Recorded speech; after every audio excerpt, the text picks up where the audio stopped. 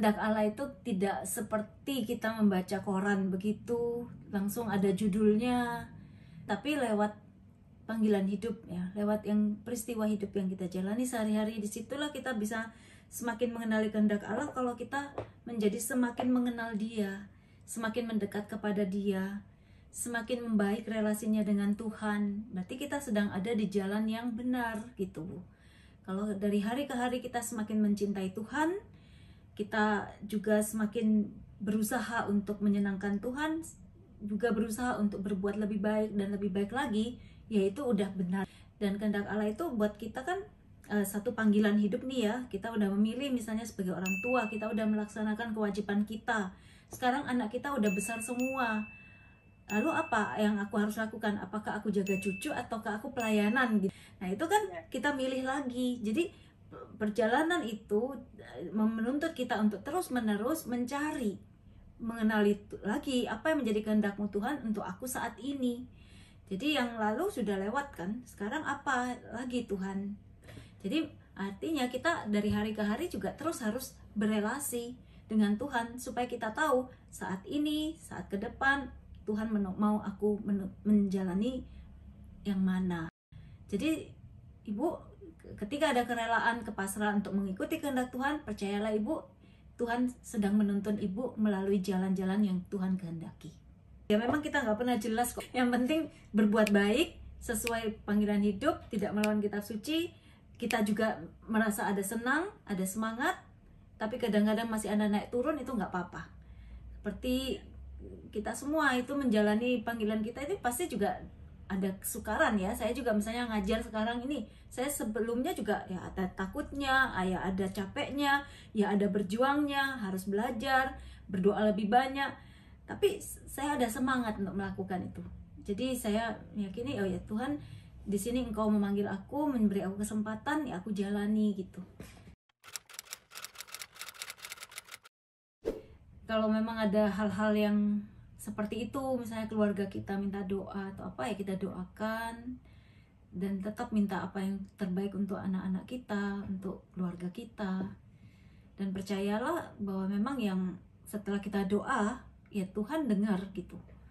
Dan apa yang diberikan memang itu terbaik, walaupun kayaknya menurut hitungan kita, menurut pandangan kita, kok bukan ini ya Tuhan yang aku mau gitu. Sesungguhnya aku mau anakku menang misalnya, tapi kok nomor 2 misalnya gitu loh ya, misalnya Bu ya.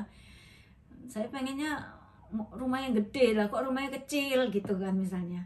Maunya mobil sing itu lah, kok dapetnya sing ini. Nah itu maunya kita gitu.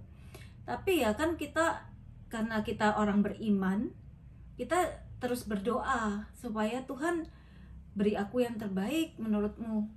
Nah kalau dikasihnya ini, ya itu memang bisa jadi porsi kita saat itu.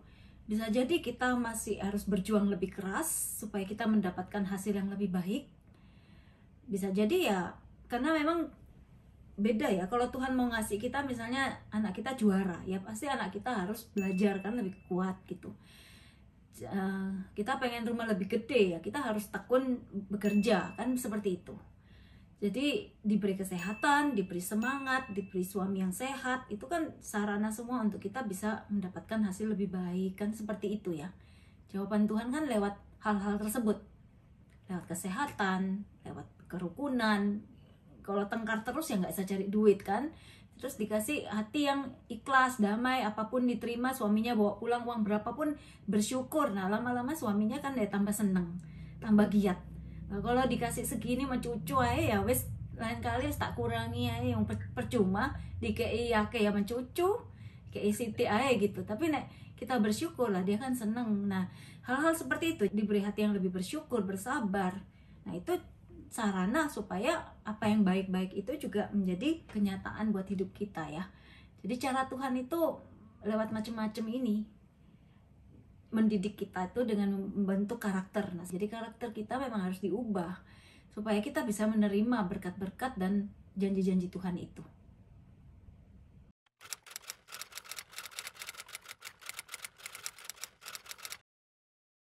Jadi memang kalau di saat-saat seperti itu kita sedang mengalami desolasi gitu ya, kayak kebingungan, kekeringan, hendaknya jangan mengambil keputusan dulu gitu. Jadi jangan, lebih baik tidak mengambil keputusan dulu, biar tenang dulu, biar menenangkan anaknya dulu. Kalau soal mau cuti itu nggak apa-apa, asal jangan DO, jangan submit DO. Tenangkan dulu. Ini adalah saat-saat yang momen yang bisa dipakai untuk dia semakin mencari Tuhan gitu. Jadi kadang-kadang orang ketika dia lagi di saat di bawah, di saat putus asa, itu adalah saat-saat dimana betul-betul kita bisa mengajak dia untuk berdoa dengan sungguh-sungguh, dan di situ adalah momen rahmat. Jadi sebenarnya momen yang sangat buruk itu sebenarnya momen yang penuh rahmat ya. Jadi kalau kita lihat momen kita ini hancur, tapi sebenarnya di situ sebenarnya hati kita yang sedang dibuka, itu dilepasin dari semua konsep-konsep kita selama ini yang kita anggap sebagai sesuatu yang baik, itu kadang-kadang itu dibongkar semua ini sama Tuhan gitu.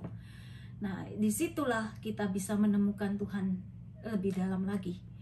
Jadi kita tidak lagi pakai pikiran kita, tapi di situ iman kita akan membersihkan semua konsep-konsep yang tidak sejalan dengan rencana Tuhan.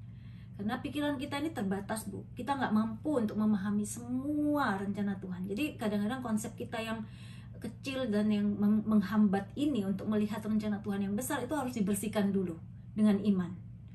Ya, jadi memang apa yang tadi kita pelajari sama-sama itu kan sangat sedikit ya, Bapak Ibu. Dari segudang pertanyaan kita dan perjalanan kita masing-masing, tentu Bapak Ibu juga sudah banyak sekali pengalaman bagaimana selama ini mengikuti Tuhan, semakin mengenal dan mencintai Tuhan.